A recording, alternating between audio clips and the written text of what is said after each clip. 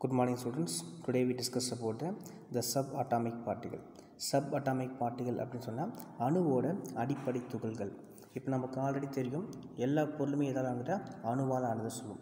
ஆரம்பத்தில் நம்ம என்ன சொன்னோம் மாலிகூல்ஸ் அப்படின்னு சொன்னோம். அந்த மாலிகூல்ஸ் எதால் வந்துட்டால் அணுவால் ஆனது அப்படின்னு சொல்லிட்டு. ஸோ இந்த அணு எதனால் ஆனது அப்படின்றத நம்ம பார்க்க போகிறோம். Subatomic particles.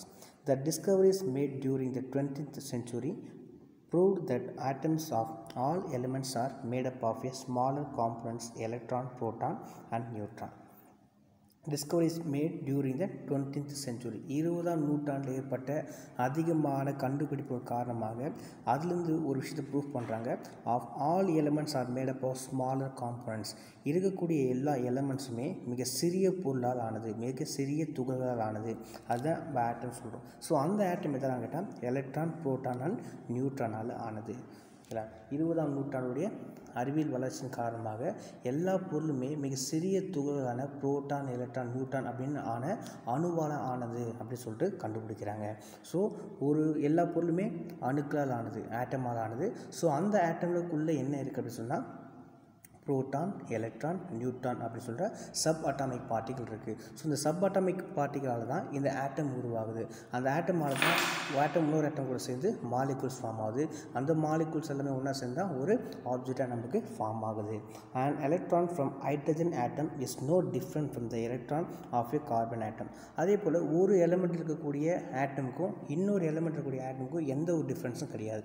ஸோ எல்லா பொருளுமே எதால் ஆனது, அணுக்களால் ஆனது, ஆட்டம்ஸால் ஆனது. ஸோ அந்த ஆட்டமெல்லாம் எதால் ஆனதுன்னா புரோட்டான், எலக்ட்ரான், நியூட்ரானால் ஆனது. ஸோ ஒரு எலமெண்ட் இருக்கக்கூடிய ஆட்டமும் இன்னொரு எலமெண்ட் இருக்கக்கூடிய ஆட்டமும் டிஃப்ரெண்ட்டாக இருக்காது, எல்லாமே சேமாக தான் இருக்கும். ஃபார் எக்ஸாம்பிள் ஹைட்ரஜன் ஒரு எலமெண்ட், ஆக்சிஜன் ஒரு எலமெண்ட். ஸோ ஹைட்ரஜன் இருக்கக்கூடிய ஒரு எலமெண்ட்டும் சரி, இல்லை ஒரு கார்பன் இருக்கக்கூடிய எலமெண்ட்டும் சரி, ஸோ அந்த எலமெண்ட் இருக்கக்கூடிய ஆட்டம் வந்து பார்த்தா டிஃப்ரெண்ட்டாக இருக்காது, ஒரே மாதிரி தான் இருக்கும். ஹைட்ரஜன் இருக்கக்கூடிய ஆட்டமும் சேம் தான், அதே போல் கார்பன் இருக்கக்கூடிய ஆட்டமும் சேம் தான்.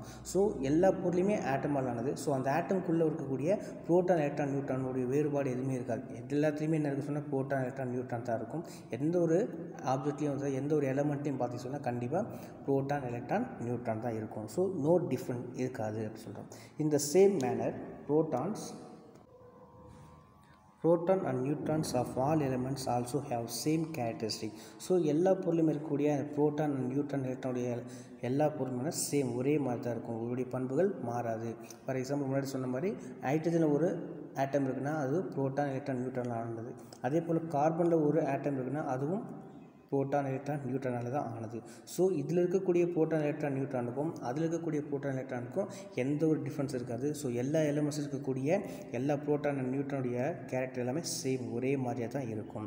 This particles that make up the atom are called subatomic particle. So இந்த பார்ட்டிகளை தான் நம்ம சப் அட்டாமிக் பார்ட்டிகல்ஸ் அப்படி சொல்லிட்டு சொல்லுவோம். இதை புரோட்டான், எலக்ட்ரான், நியூட்ரான் இது மூணுத்தையும் தான் நம்ம என்ன சொல்லிட்டு சொன்னால் சப் அட்டாமிக் பார்ட்டிகல் அப்படின்னு சொல்லிட்டு சொல்லுவோம். ஸோ இது எல்லாமே பார்த்தா அணுவோட அடிப்படை துகள்கள். ஸோ ஆட்டம் சொன்னால் அந்த ஆட்டம் எதானது எலக்ட்ரான்ஸ், புரோட்டான்ஸ் அண்டு நியூட்ரானால் ஆனது.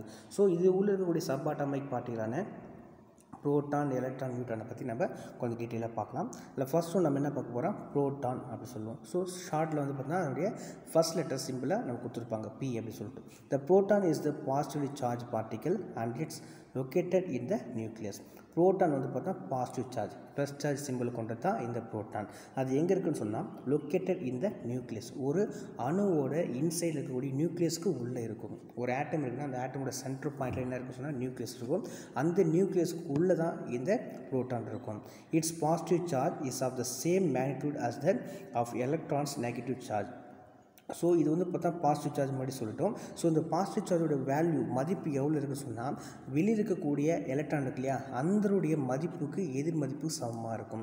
ஸோ எலக்ட்ரானுடைய வேல்யூ எவ்வளவோ அதுக்கு ஈக்குவலாக புரோட்டானுடைய வேல்யூ இருக்கும். அதே போல் புரோட்டானுடைய வேல்யூ எந்த அளவுக்கு இருக்குதோ அதே அளவுக்கு எலக்ட்ரானோட வேல்யூ இருக்கும். ஸோ ரெண்டுமே என்னவாக இருக்குன்னு சொன்னால் ஈக்குவலாக இருக்கும் அப்படின்னு சொல்லிட்டு சொல்கிறோம். ஸோ புரோட்டான் எங்கே இருக்குன்னு சொன்னால் புரோட்டான் வந்து பாசிட்டிவ் சார்ஜ், அது ஆட்டமுக்கு உள்ளக்கூடிய நியூக்ளியஸோட இன்சைடில் இருக்கும். இதனுடைய வேல்யூ எவ்வளோ பார்த்தீங்கன்னா எலக்ட்ரானுடைய வேல்யூ அதுக்கு சமமான அளவுக்கு பாசிட்டிவ் சார்ஜோட வேல்யூ இருக்கும். நெக்ஸ்ட் வந்து பார்த்தா நியூட்ரான், அதோடைய சிம்பிள் வந்து பார்த்தா n. Neutron is inside the nucleus. இந்த நியூட்ரான் எங்கே இருக்குது சொன்னால் நியூக்ளியஸோட இன்சைடுக்குள்ளே தான் இருக்கும், நியூக்ளியஸ்க்கு உள்ளே தான் இருக்கும். ஆட்டமுக்கு உள்ளே இருக்கக்கூடிய நியூக்ளியஸ்க்கு உள்ளே தான் இந்த நியூட்ரான் இருக்கும். The neutron does not have any charge. இந்த நியூட்ரானுக்கு எந்த ஒரு சார்ஜுமே கிடையாது. Expecting hydrogen, protium and nuclei of all atoms contain neutrons. அதே போல் ஹைட்ரஜனை தவிர்த்து மீது இருக்கக்கூடிய எல்லா எலமெண்ட்ஸுமே இந்த நியூட்ரான் ப்ரெசண்ட்டாக இருக்கும்.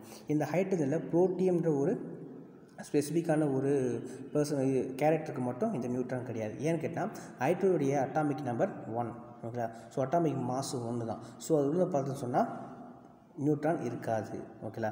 ஸோ அதே போல் பார்த்தா இந்த ஹைட்ரஜனில் 3 இருக்கும், புரோட்டியம், டியூட்ரியம், டியூட்ரியம் சொல்லிட்டு 3 இருக்கும். ஸோ இது 3த்துக்கு வந்து பார்த்தா அவருடைய நியூட்ரானுடைய எண்ணிக்கை மாறுபடும். ஸோ ஹைட்ரஜனுக்கு மட்டும் என்ன கிடையாது சொன்னால் நியூட்ரான் கிடையாது. ஆனால் அதை தவிர்த்து மீதி இருக்கக்கூடிய எல்லா எலிமெண்ட்ஸுக்குமே நியூட்ரான் ப்ரெசென்ட் ஆகிருக்கும், ஓகே. ஸோ நியூட்ரான் எங்கே இருக்குது சொன்னால் நியூக்ளியஸில் இருக்கும். அதுக்கு பார்த்தா எந்த ஒரு சார்ஜுமே இருக்காது அப்படி சொல்லலாம். நெக்ஸ்ட் வந்து பார்த்தோன்னா எலக்ட்ரான். இதோடைய சிம்பிள் வந்து பார்த்தீங்கன்னா E. This is a negatively charge particle. Electron வந்து பார்த்தா சொன்னால் negative charge, proton positive charge. இல்லை எதுக்குமே சார்ஜ் கிடையாது சொன்னால் நியூட்ரானுக்கு சார்ஜ் கிடையாது. Electrons revolve around the nucleus of the atom in the specific orbit.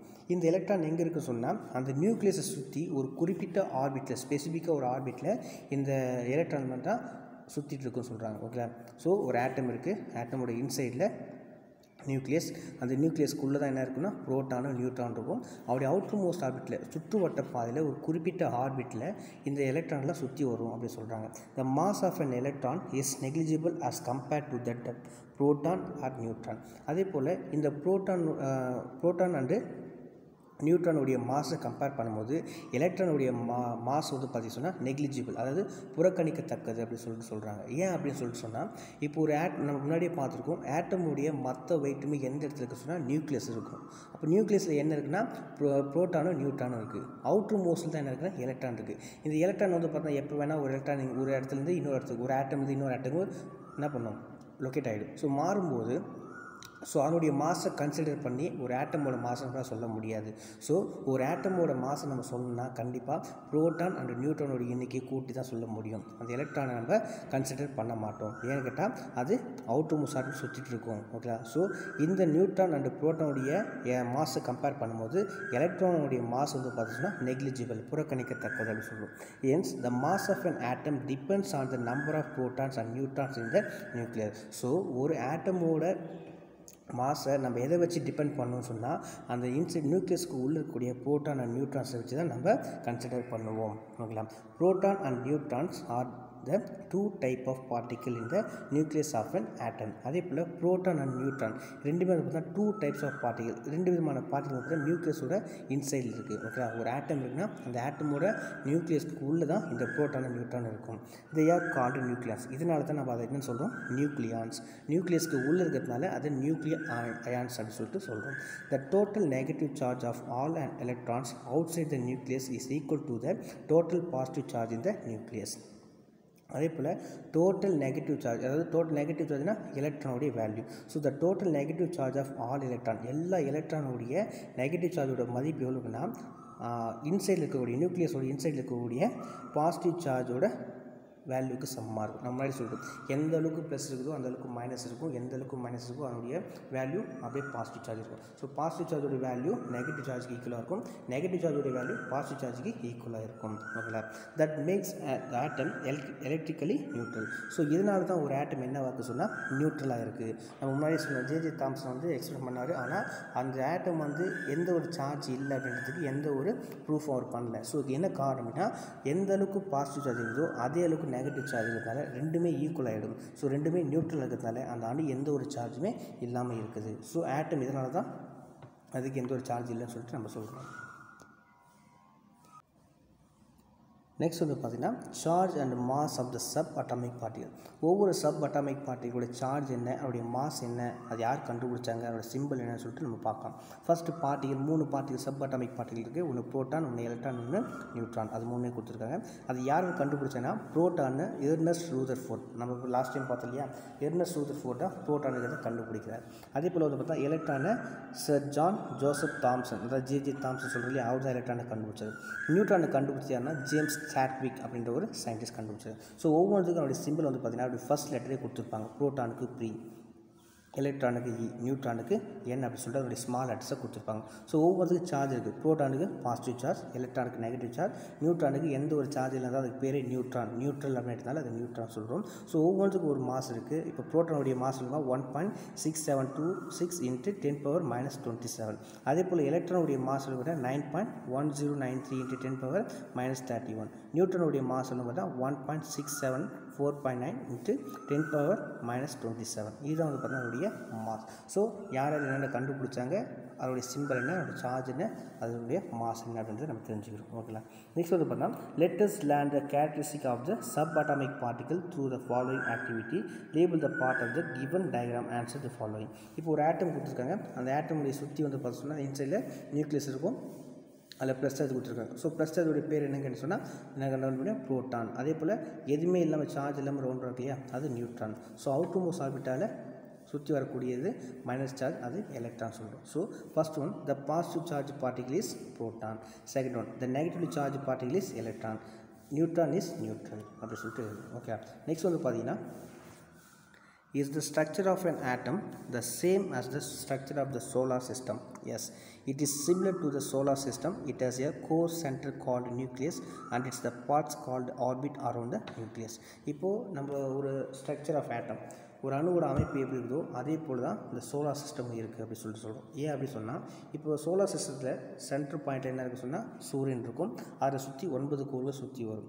அதே போல் தான் இதுலேயும் வந்து பார்த்தீங்கன்னா சென்டரில் என்ன இருக்கும், நியூக்ளியஸ், அதை சுற்றி எலக்ட்ரான்கள் சுற்றி வந்துட்டுருக்கும். ஸோ ரெண்டுமே வந்து பார்த்தோம்னா ஒரே மாதிரியான சிஸ்டமாக இருக்கும். அதை சொல்கிறேன் structure of the atom are the same as the structure of the solar system.